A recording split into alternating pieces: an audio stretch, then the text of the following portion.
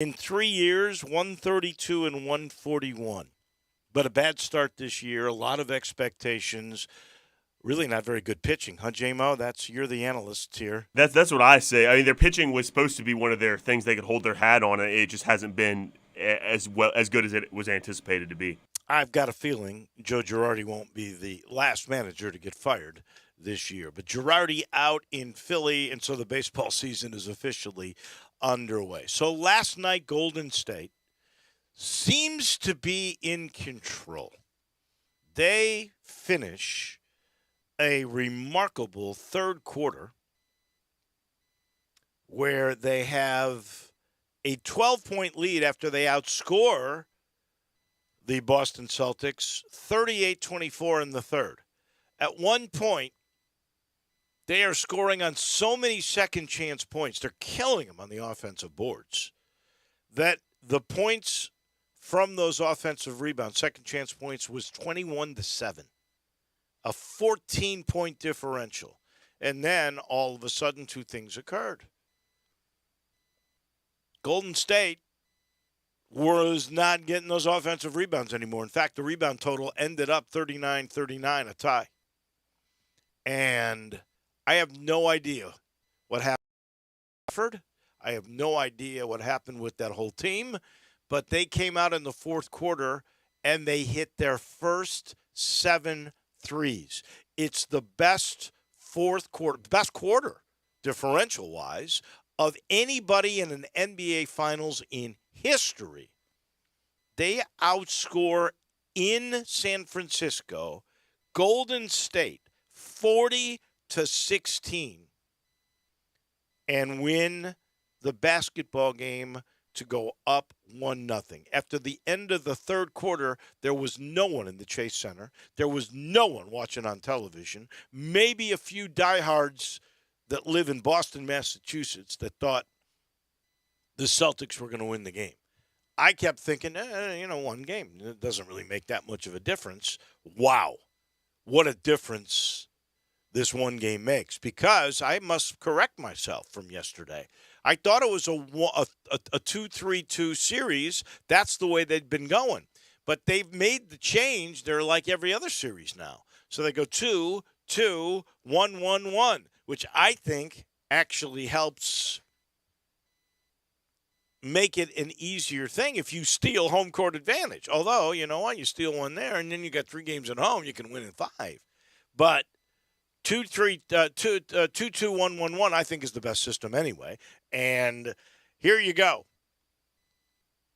The Celtics are now poised to win at 6. Yeah, it's certainly so. After it's huge winning on the road in Game 1. I think if you're the Celtics, though, you have to feel good with the game Jason Tatum had last night. Al Horford's been good the whole playoffs. One of the best players in the playoffs this year. No doubt. But the fact that Derek White was able to come off the bench, a huge factor. Derek White is very underrated, I think. His ability to play defense and not lose anything defensively when he's on the floor. And he hit threes. And he hits threes like that. And then Pritchard comes in and hits threes. It's a little like the old Golden State model where all these guys can hit from the perimeter. You're absolutely right, because Jason Tatum, even though he did get 12 points, and he had 13 assists, which was critical. So he did not let his poor shooting affect him.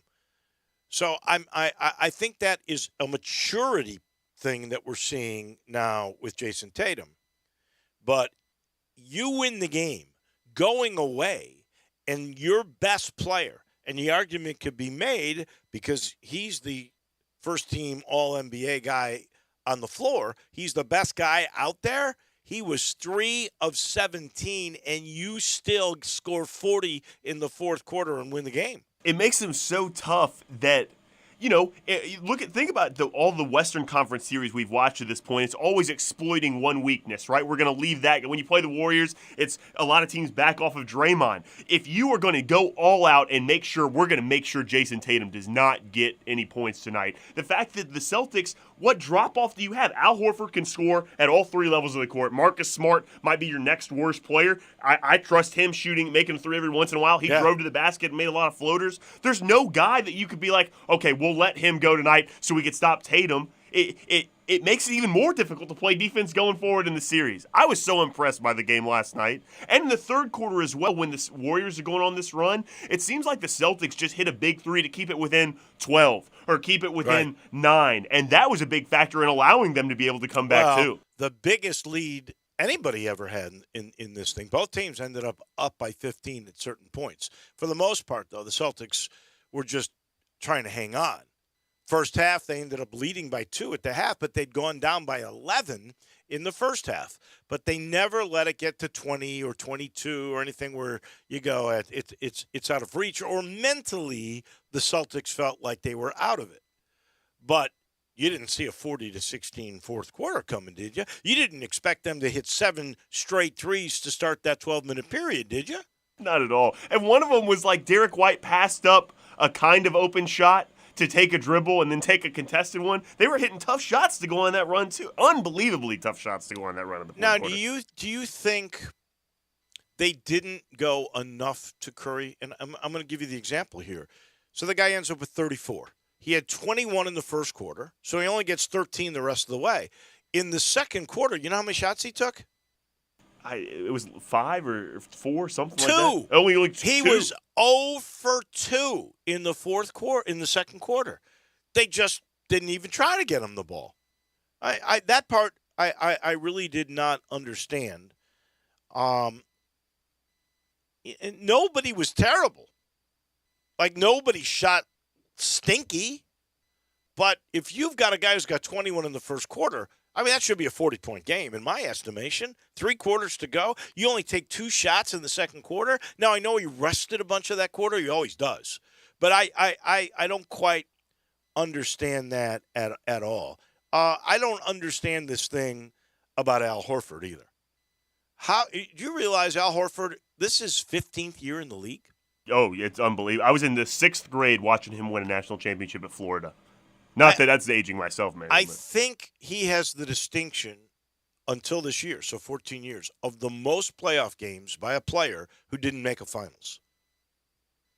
Which is so crazy that a player of his importance at that position in the NBA all these years hasn't made an NBA final. Well, he's been with a lot of different teams. Hawks were a 1 seed with him. He was with that stint with the Celtics. They were really good. Right. Sixers wasn't really a great fit, but man, he's been on some good teams and never made the final. He's a winner. I mean, look, he won two titles in Florida. That's right. So you know the guy knows championship basketball. But he will be 36 years old on Friday. And the dude is playing out of his mind. He had 26 points last night, 6 threes last night.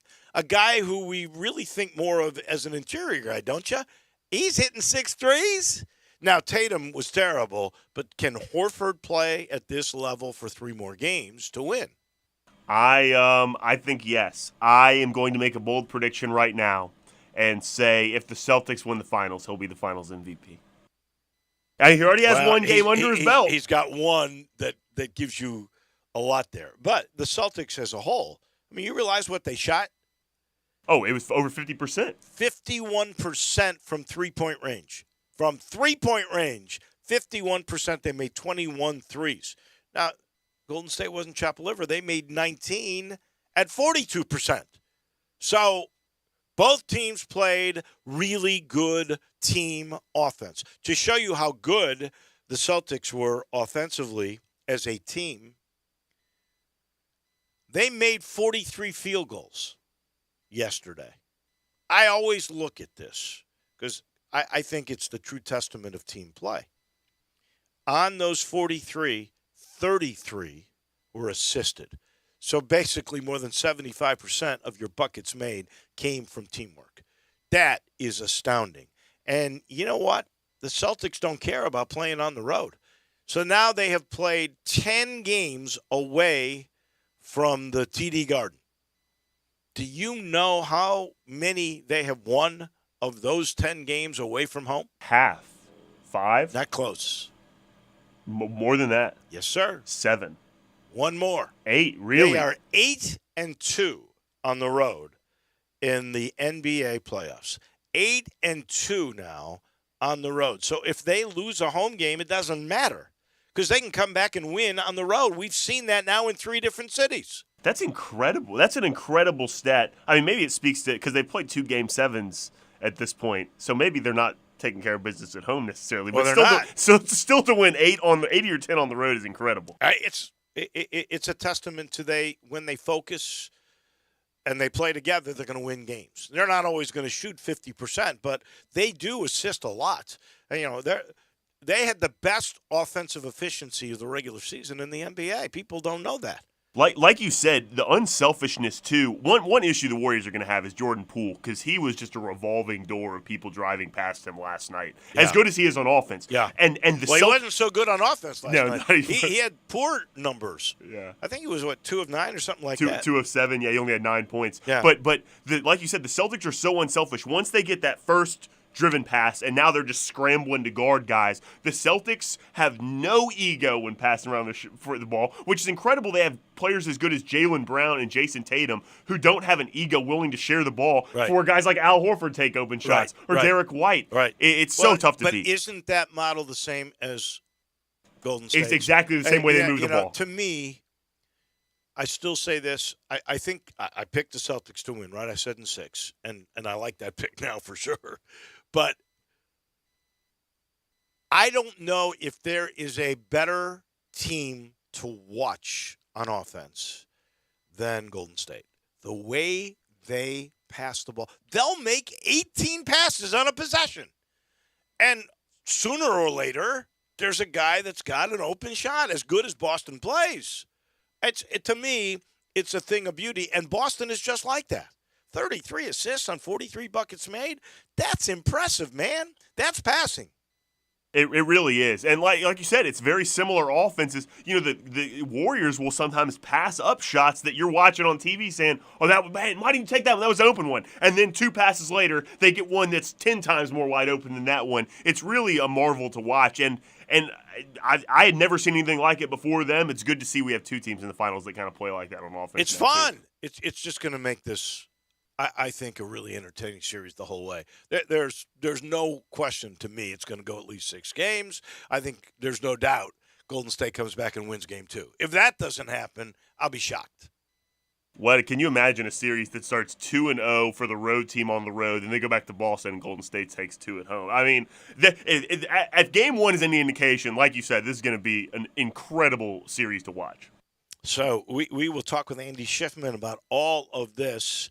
Grizz draft, what he thinks about Lester Quinones going. Did you see the Phil Knight's going to buy the Blazers? He's offered over $2 billion.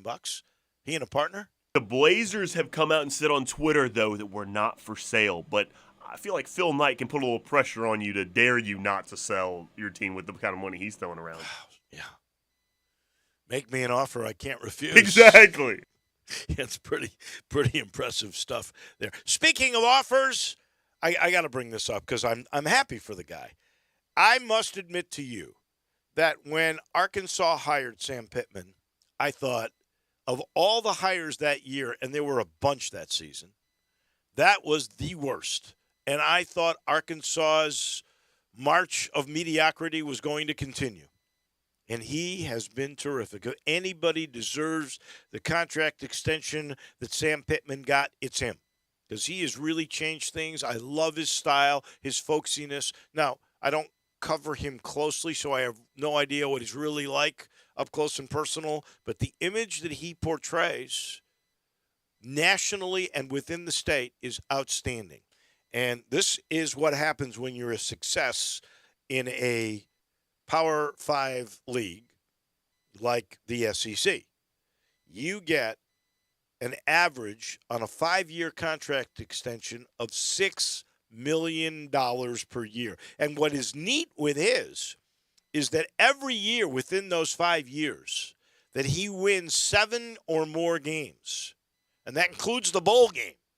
So if he goes 7-6, as long as the opponent in the bowl game is either a top 25 team or a Power 5 team, if I read that right. That's what it says here, yeah. It's an automatic 1-year extension.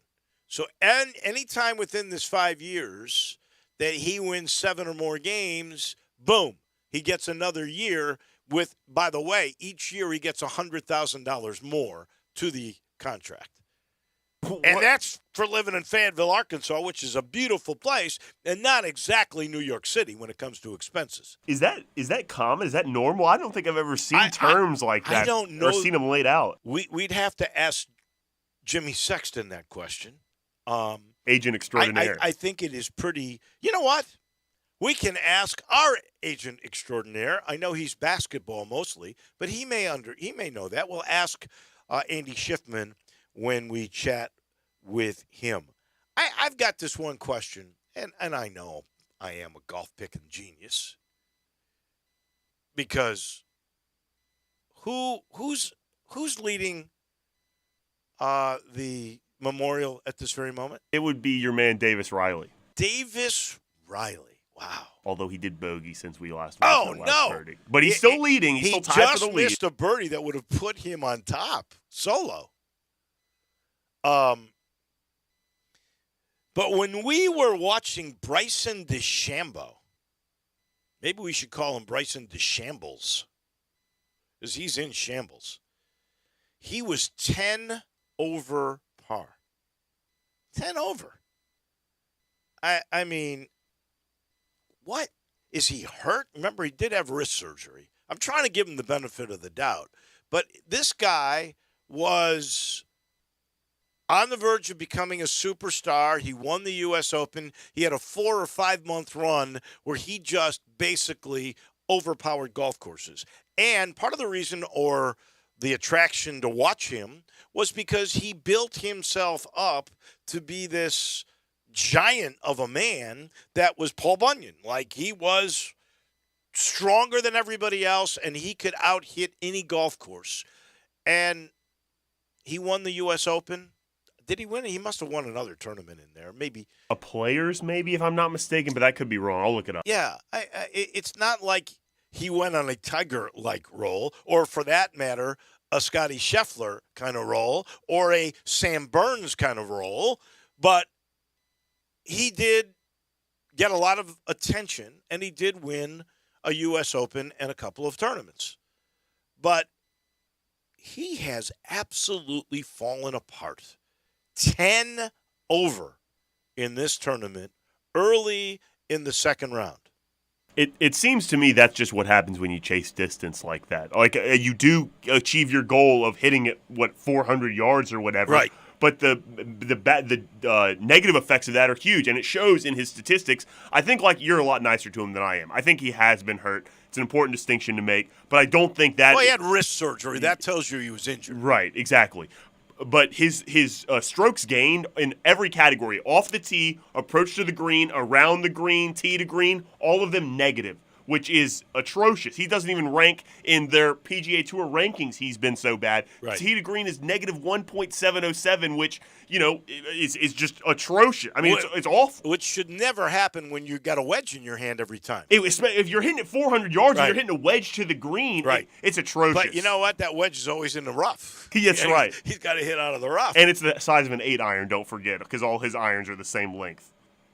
Oh, no. They're all the size of a 6-iron. Oh, even worse. Iron. Even worse. The size of a 6-iron. That's the length, not the loft. Right. The loft is still true. But think about how much easier it is to handle when you're using like a wedge the size that you and I use versus holding a 6-iron and trying to hit short shots. One thing I'm not going to argue with him about is physics. 'Cause Because that's what his major was Math at guy. SMU, and then, like, he's a genius in that regard. And frankly, the way he swings, that's why he's modeled it after each club having the same length. That actually, not that I would do it, but it makes sense to me the way he describes what he's doing. But Do you think he might be too smart for his own good? Becoming a buffoon while trying to become mammoth it's affected him. And now you got to wonder, because you and I both know this. We play a lot of golf. Mentally, I think he has no confidence. There may be some injury here that's playing a role, but I think his head is also playing a role in this 10 over today. I agree with what you said exactly. So, and I think kind of to what I said about maybe being too smart for his own good. I have very little experience dealing with the psychology of athletes, but sometimes the smartest players are the ones that overthink it the most, and that you could be absolutely right. Total loss of confidence with the guy that smart. Speaking of thinking and golf, Miramichi is a place where you can just get lost in the natural beauty. You do that, you don't have to worry about thinking too much. Just let it all flow on this beautiful golf course, 12 minutes north of downtown in Woodstock. You will absolutely fall in love with Miramichi. 330 acres of natural beauty. If you're a great golfer, 7,400 yards, even DeChambeau would have a hard time overpowering that length. Or you can play my tee boxes, about 6,300. There's a 5,500-yard tee box. It's just gorgeous. The back nine is like walking in the woods with a meandering stream. Golf Week in 2020 said it was the best golf courses amongst them in the state of Tennessee. If you play golf, you've got to make it a must. People do come from all over to see it. You want to learn about hosting your next event? Go to Miramichi.com.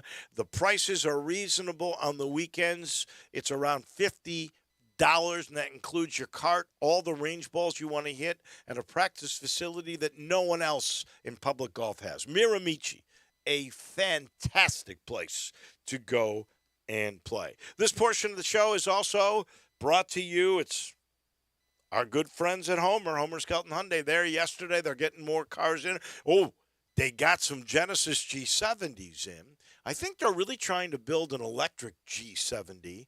And when they do that, my gosh, it'll take it all over the world. Those Genesis cars are amazing, but everything is terrific about the service, the way they will treat you. The fact of the matter is they never exploit laws of supply and demand. Chris True likes to say, if you buy a new car from Homer Skelton Hyundai, you'll never pay more than sticker price. That's not true of every dealership right now.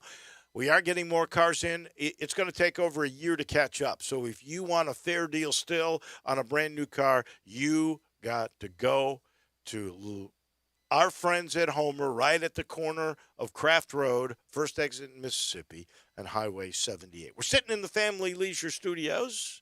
And a reminder, the Vacation at Home sale still going on. There's still time to save money, $500 on play gyms and trampolines. If you're a guy who can do it yourself and pick up a hot tub in stock, ready to go, $1,000 if you are the one that goes and gets it. Or if you're really terrific with being handy, you can get a brand new pool, pick it up, and install it yourself, and you can save $1,500 on all the in-stock pools at Family Leisure, I-40 and Whidden Road. We pause for a second. When we come back, I always love talking to Jason Munz, and we've got so much to talk about today on the Tigers. The beat writer from the Commercial Appeal is right around the corner. Be sure to follow us at Sports56 WHBQ on Twitter, Facebook, Instagram, and YouTube to watch live video of our shows, stay up to date with station events, and have chances to win prizes. Don't miss out on anything that's going on. Follow us at Sports56 WHBQ. Are you tired of living paycheck to paycheck? Do you have nightmares about your finances? Are you struggling to save for emergencies? Are you wanting to buy a home and not sure how to get the funds to do so? Well, it's time to get a handle on your finances with a personalized session with Nicasia, your money coach and certified personal financial counselor with Tate Enterprise. She is available to help you create your vision of financial freedom. It all starts by booking your session today at NicasiaTate.com. That's NAKASIA Tate.com. 5-Ash Roofing, it's what we do. Roofing and siding, gutters too. We're the pros you can trust to get it done right. Call on us. 5-Ash Roofing, the name to know. 5-Ash Roofing, the only way to go. 5-Ash Roofing, it's what we do. 5-Ash Roofing. Is that not the corniest thing you've ever heard? Can you believe I paid good money for that silly jingle? Well, the experts say make it memorable, and I think I got my money's worth. 5-Ash Roof Services, proud partner of the Memphis Tigers and the official roofer of the Tigers home team. 5-Ash Roofing, 367-0050 or memphisroofer.com. 367-0050. or memphisroofer.com. Five Ash Roofing, it's what we do. We're here for you. The Blue Angels are back at the Memphis Air Show, June 18th and 19th at the Millington Memphis Airport. See the Blue Angels rip through the Memphis skies, performing acrobatic maneuvers and formations. Tons of death-defying performers. B-17 Texas Raiders, F-35 Lightning, F-22 Raptor, Leapfrogs, Skip Stewart, Kids Family Fun Zone. All performances are included in the price of admission. Discounted tickets are available for a limited time at MidSouthAirshow.com. See you at the Memphis Air Show, June 18th and 19th at the Millington Memphis Airport.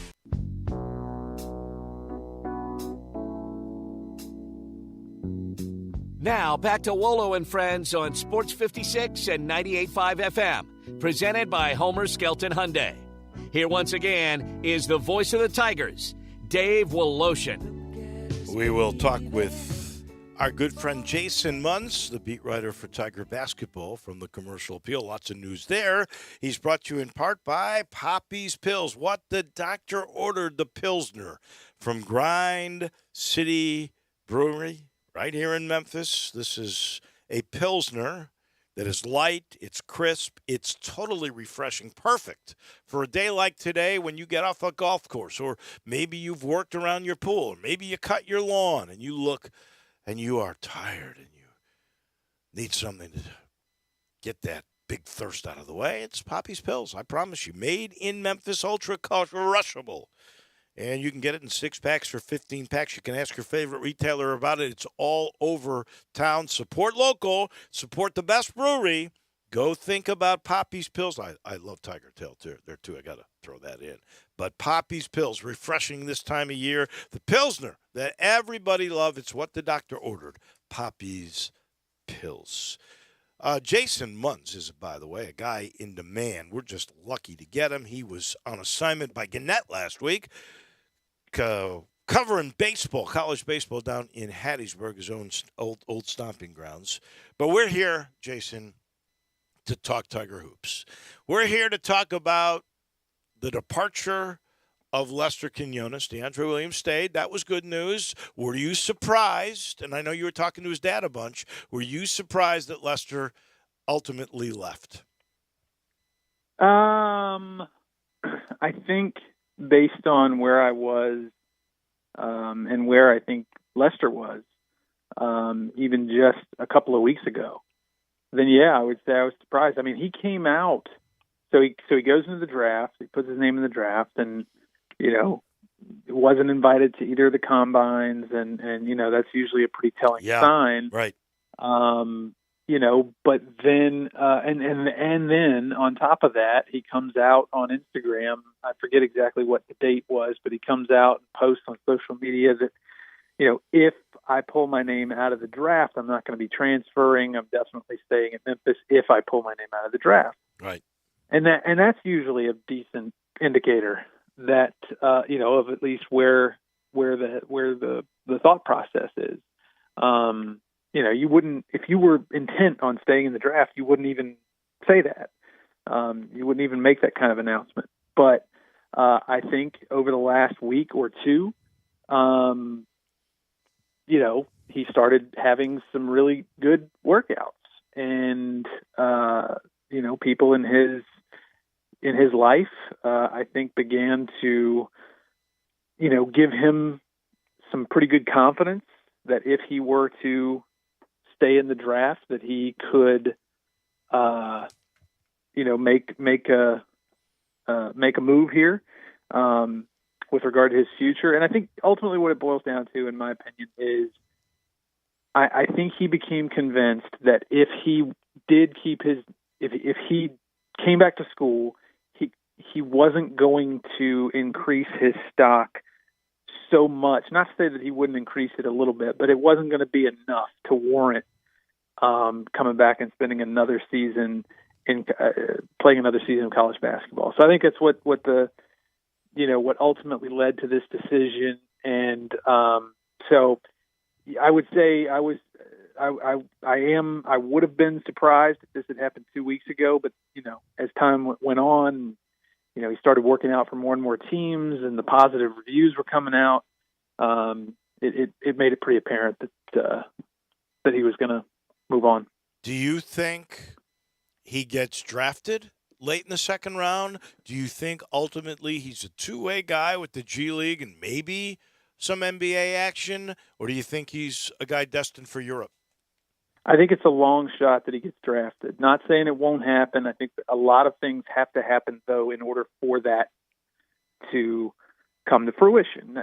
You know, never say never sort of thing. But ultimately, I don't see that happening. I think he could probably get like a summer league invite and work his way into a two-way situation. But even that, you know, I'm just not so sure about. I mean, you know, don't get me wrong. He's got the type of skill set that usually makes for a really solid NBA career. So, you know, like, who knows if he gets around the right people and starts, you know, even improving on his what he already has as a full complete skill set, then who knows? But I think as we sit here today, I would say either he's either looking at a two-way deal or quite possibly at least spending a year or two overseas. Well, here I love the kid, and I only wish him the best. And I understand you're probably right. He wasn't going to up his stock. He might as well start making money now. Maybe the NIL deals here weren't going to add up to what he can make. And heck, he's 22 years old. It's time to move forward, because if he came back and now he's 23, I think when the next NBA season would begin, and they hold age against you. So I absolutely understand. I think he's got the 3-and-D set that is good enough to be an NBA guy. He is clearly disciplined enough to do that. The one question I have is quickness. I don't think he'll ever be quick enough to create his own shot in the NBA. People like to compare him a little bit to Dylan Brooks. You know, the thing is, Brooks is quicker than he is. I don't believe that Lester's, you know, got that first quarter step, whatever you want to call it, that twitch that allows people to at the NBA level. He could do it in Memphis in college, but I don't think he would be quick enough to do that in the NBA. But I do think he'll make money as a pro somewhere, and I only wish him the very, very best. Okay, so now we know that. What does Penny do to replace that kind of role? I know Eric Walton, that's the kid who's about Lester's size, maybe a better shooter. I don't think he's quite as good a defender. What are the odds on him? Who else are you hearing that Penny may turn to in the portal? Because he's got a lot of scholarships open. If Alo doesn't come back, I think it's 5 scholarships, right? That is correct, yes. I mean, I think at the top of the list is Kerwin Walton, the guy from North Carolina. He's already come to Memphis on a visit, on an official visit.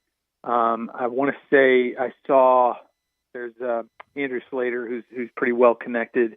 You know, got some really good sources, and he posted on Twitter a day or two ago saying that Memphis and Texas Tech are in the lead for Kerwin Walton. He shot 42% from three as a true freshman at North Carolina 2 seasons ago, which was good enough for 10th in the ACC. As a true freshman. Now he regressed, or it seems like he regressed a little bit last year. They brought in UNC brought in Manic, and that kind of Kerwin saw his role diminished pretty considerably. He only made 1 start last year as opposed to 20 as a true freshman. So you know, obviously he's looking for a change of scenery. That is kind of the best thing that he does, is shoot the 3, and that's what Penny needs. Right now, that's what Memphis needs after losing Landers, Tyler, and now Lester and Amani. So I would think that he is at the top of the list right now for that, you know, that role, that position. And you're right, he is about the same size as Lester. Probably doesn't defend quite as well, doesn't rebound quite as well. But you know, who knows? Change of scenery, different staff, different playing style, scheme, and all that stuff. Who knows? And then there are some other names out there that I think make sense. Keon Brooks from Kentucky is in the transfer portal. He's more of a, DeAndre Williams type. He started every game last year for Kentucky after a couple of up and down inconsistent years. Can he step out and hit the three as Williams will on occasion do? Yeah, I mean, yes, I think he's capable. Certainly, he's capable of it. I don't have his stats in front of me, but yes, I seem to remember that he's got that in his bag. Another guy who is someone who would make sense is his name is Jacob Grandison. He's from started his career at Holy Cross, transferred to Illinois, where he spent the last 2 seasons, and he's kind of like a 40% 3-point shooter. And somebody that I could see, Memphis pursuing. So, I would say right now those are kind of the 3 names that either make the most sense or Memphis is certainly in on. If they got all 3 of those, so you'd have a transfer from North Carolina, you'd have a transfer from Kentucky, a transfer from Illinois. 2 of them we know are good wing shooters. How good, I'm going to say I think Jonathan Lawson, if he lives up to the billing, is going to be a really good player. How good can that team be? Well, you're adding those types of players to a roster that already includes Kendrick Davis, DeAndre Williams. That's a pretty good starting point right there. That's like, you certainly like to have more. If you'd certainly feel better if you had Lester Quinones as part of that group. Definitely. But I still think, look, DeAndre Williams, with him in the lineup, Memphis is 35-12. Without him on the floor, they are 7-7. Right. Since he got here, he like as good as Lester Quinones has been, as much as he has meant to the program over the past 3 seasons. I think it's arguable. It's at least it makes sense. DeAndre is probably more important to the overall. Yeah, I would agree with that to this extent. If DeAndre Williams stays on the floor, because DeAndre's had back issues, he has not played nearly as many games per season as Quinones. He also tends to get into foul trouble, especially early in games. And so his minutes, I don't think, can compare to Lester's. No, I agree. And you brought up a good point. That back thing is still a thing. Like, that's not something that has gone away just yet. Like, they're still trying to figure that out. He's still trying to, figure out a way to stay on the floor more. And so, that's a very good point. But at the same time, again, Kendrick Davis, you can say what you want to about Elijah McCadden and the shot blocker, KO is what they call him. That's all you're going to call him. Don't even try. Yeah, just KO. Yeah. Those are nice pieces. KO was 20th in the country in blocks per game last year. Now, he doesn't score a lot of points. He doesn't have the greatest rebounding numbers, but those are things that can be worked with. You know what I mean? And right. and I think Elijah McCadden brings a ton of experience. He's not the greatest 3-point shooter, but he can score and he can do other things. So then Jonathan Lawson, that's another one that you brought up a second ago. I think that he could be a difference maker on this basketball team. So. And I should point out, in all fairness to his brother, Chandler was good enough to go to the University of Oregon, transferred back here to be home, play with his brother, and he was injured all last year. So he can be a better factor, certainly, than he was. Last question, we're talking with Jason Munz, the Tiger beat writer for the Commercial Appeal. And Jason, we've not mentioned at all one key figure that, I don't know what his record is when he's on the floor, but certainly he's sort of a guy where he's polarizing. Some love him, some don't, and that's Alo. Mm-hmm. Yeah, I thought it was very interesting when I caught up with Penny early part of last week, and I asked him specifically about Alex Lomax, and I was expecting him to either say yes, he's definitely staying, or no, he's done. After all, he walked at senior day, right, senior night, whatever it was, last year, and yeah, he's been the subject of some pretty intense scrutiny over the course of his career, and nobody could blame him if, given his injury situation and all that other stuff, nobody would blame him if he did decide that this is it for him. But Penny said, no, it's truly up in the air. I think my gut tells me that ultimately, by the time it's all said and done, that he's not going to play anymore at Memphis. I think that part of that is, obviously, it doesn't take a genius. Kendrick Davis being here, right? Really throws a wrench into that. He becomes a backup for sure. If he's willing to accept that role, then who knows? But I'm not convinced that he would be willing to settle for being Kendrick Davis's backup for his swan song season. And so I don't think he's going to be back. And that opens up another scholarship. And at that point, you gotta find another backup point guard. I don't know. I think Jaden Hardaway falls into that. Oh yeah, I forgot about Jaden. I did. Yeah, falls into that list of candidates. Possibly Jonathan Lawson. We'll see. Jason, as always, we appreciate it. Penny keeps summers interesting. I suspect he'll keep it that way. We'll talk next Friday. All right, sounds good. Thank you, Jason Muntz from the Commercial Appeal. He's brought to you by, well, we're talking Tigers, right? He's brought to you by one of the Tiger fans of all time. That is Matt Eflin and his insurance team. Matt loves the Tigers so much. In his business number, he puts GUR on purpose. It's 901-386-4777. So 4777 spells GUR. And I tell you what Eflin, in my mind, spells collaboration. He gets to know you before he figures out which way to best protect you. And that can be for home insurance. It could be for an auto program. It could be for life insurance. Hey, if you need commercial insurance, he specializes in small to mid-sized businesses. Same thing. Sits you down. He may ask you to forecast what you think will be your next 7 years, 10 years. So he can pinpoint with the budget you have the exact right protection. It's a great way to do it. Collaboration. That's what they do with the Eflin Insurance team. We take a quick time out. When we come back, Andy Schiffman from Chicago on a myriad of topics. He comes your way momentarily.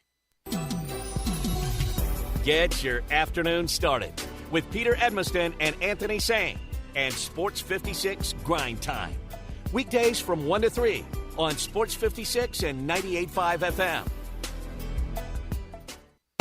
Brian Elder's Roofing Solutions. If you have damage to your home and have your insurance carrier involved, you need a great contractor. You also need a team that has seen claims of all shapes and sizes, residential or commercial. After our inspection, we'll share our findings and give you our professional opinion. Some people say you get what you pay for. However, our opinion is free. Trust the name you can depend on, like the tens of thousands of families Brian and I have served over the past 20 years here in the Mid-South. Brian Elder Roofing. We'll measure your roof from outer space and share our team's experience for your property and claim. Repaired roofs, replacement roofs, big roofs, tiny roofs, insurance roofs, flat roofs, TPO roofs, asphalt roofs, tile roofs, slate roofs, metal roofs. If your roof needs some love, call me. 901-867-0303 for Brian Elder Roofing and Contracting. Call 867-0303. Brian Elder's Roofing Solutions. The NBA playoffs is the world's greatest celebration of basketball. Hennessy champions the moves players are making on and off the court because true greatness is making a long-term impact on your community. Make moves that start movements. Hennessy, the spirit of the NBA. Please enjoy Hennessy responsibly.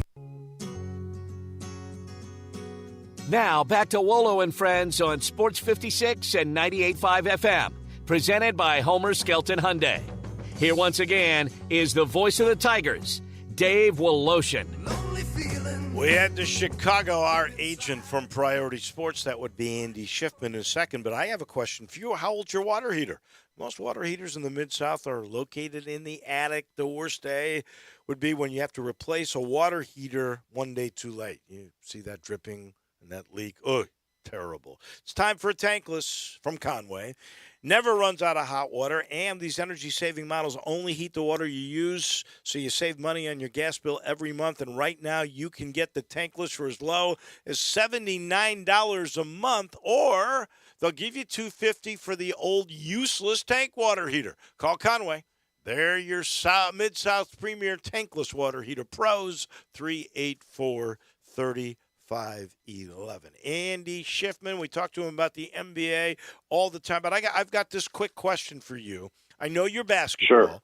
This is football. Sam Pittman got a contract, which he was very deserving of anybody.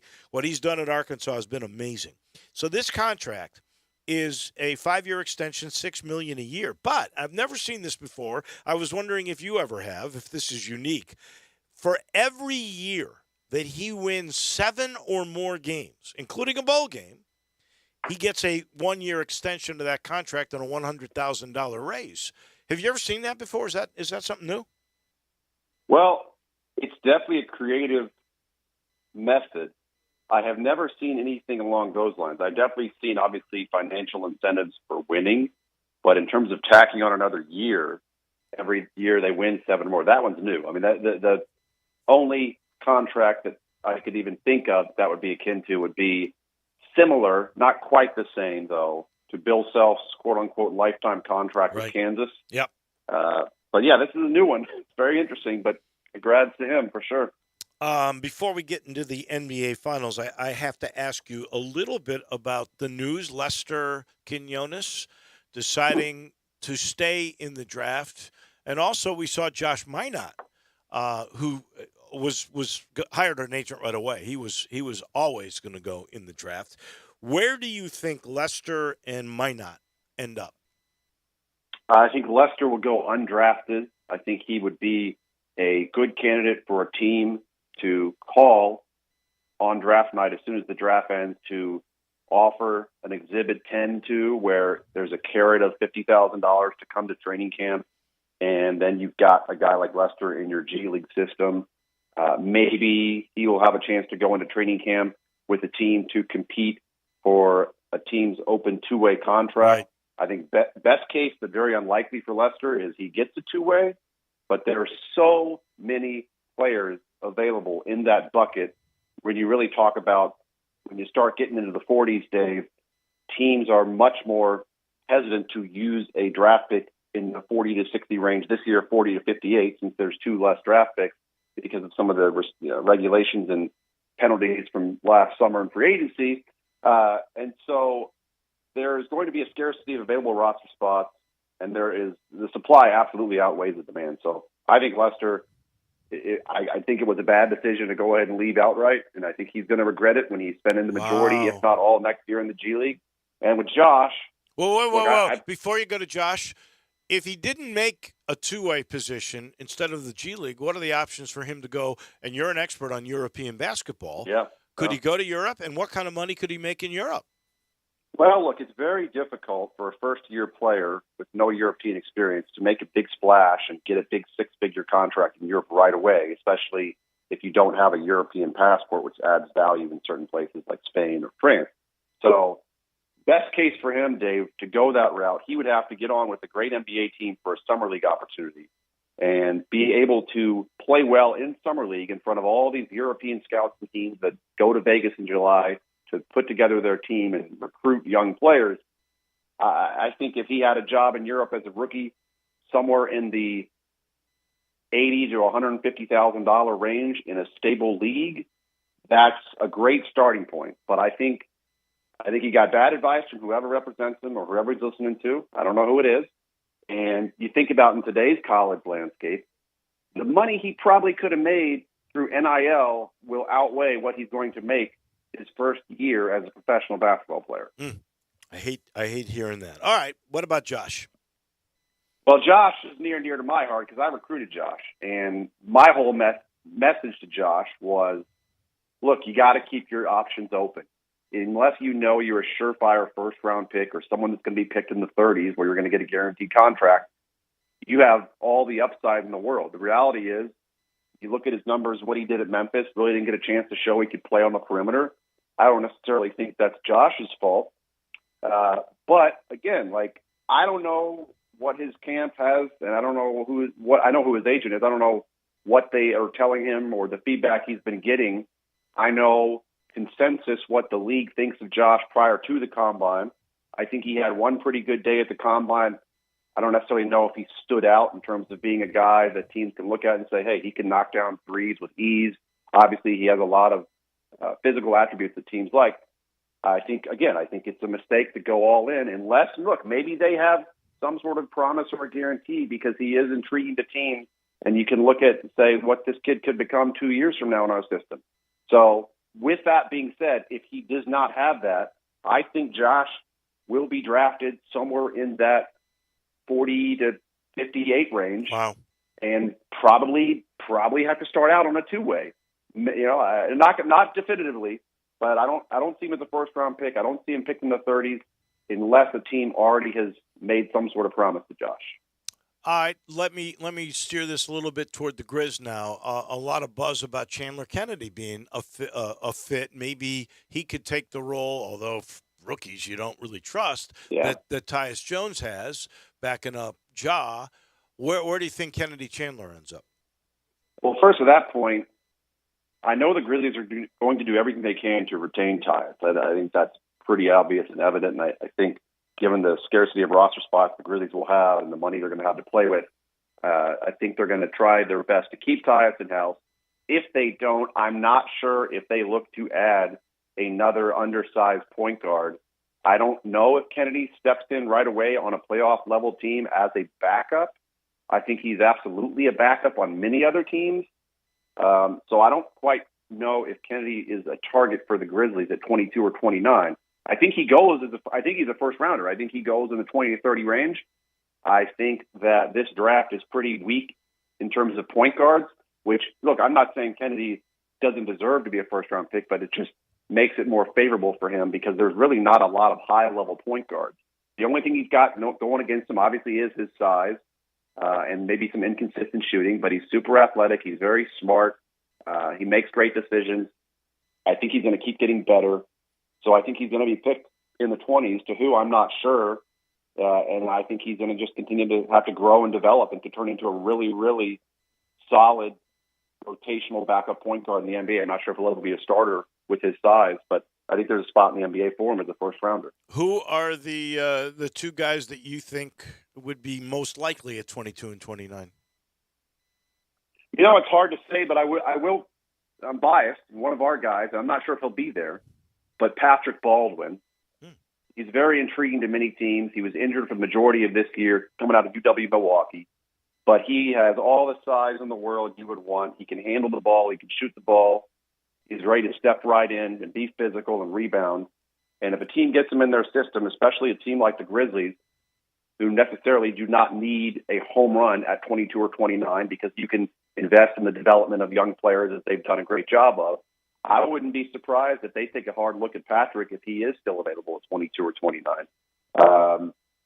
It's hard to say who else. There's a player out of Kansas that I like quite a bit that I think could be there at 29, and I think he's right in their wheelhouse. Christian Brown out of Kansas provides a different dynamic defensively. He's a big wing, pretty good perimeter shooter, but he's physical. He defends. And again, for what the Grizzlies need and where they're heading, I think he would be a great piece for them at 22 or 29. 22 might be a little high for him, but I think he could be right there at 29. Andy Schiffman, our agent in Chicago from Priority Sports. Last thing, you shocked? Home court has been stolen by the Celtics, and that Horford, my goodness, at 30, he'll be 36. Unbelievable. What he did last night is amazing. That fourth quarter was something to see. I am not shocked. I thought the Warriors were going to win last night, and I thought Boston was going to take game 2. And this thing could be over in 5 if they win on Sunday and head back to Boston. Wow. All right, Andy, As always, we truly appreciate it. We'll know a little bit more next Friday. Thank you, buddy.